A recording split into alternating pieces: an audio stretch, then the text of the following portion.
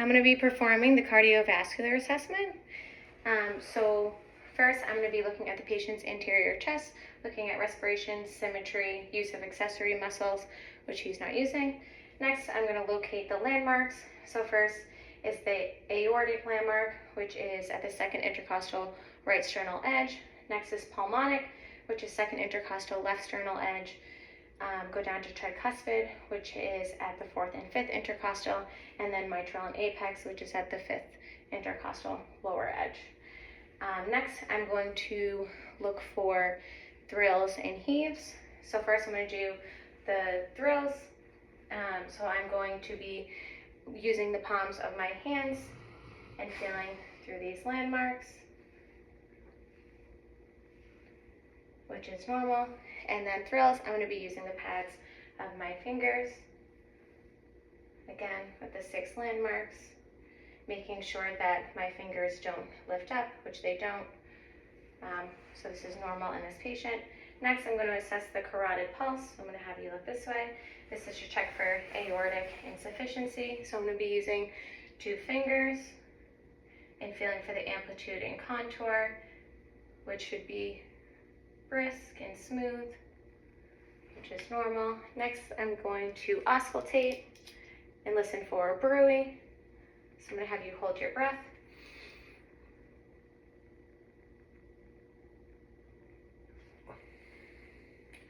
Good, which is normal.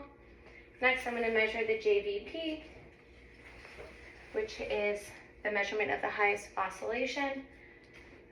I'm going to take my index card and put it at the meniscus point of oscillation, which is at the right internal jugular. Look for the pulsations.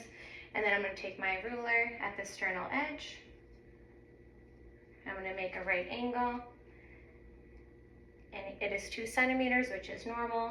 Abnormal would be 3 to 4 centimeters.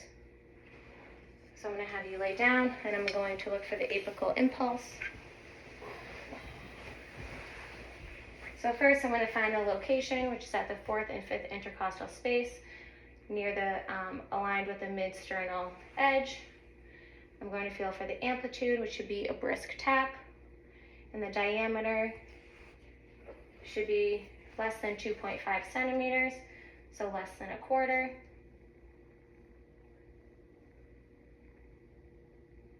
Which his is.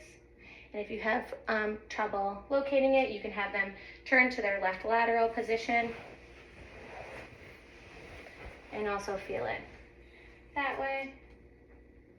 And as he's lying on his left lateral position, I'm going to be listening for murmurs for S3 and S4 with the bell of my stethoscope,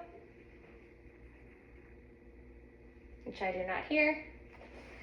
Next, I'm going to have you sit up. And I'm going to auscultate and listen in all 6 landmarks. Just breathe normally. Have you lean back. Next with my bell.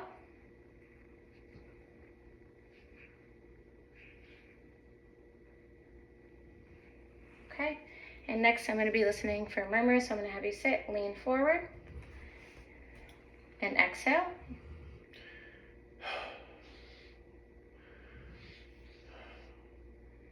Which I do not hear.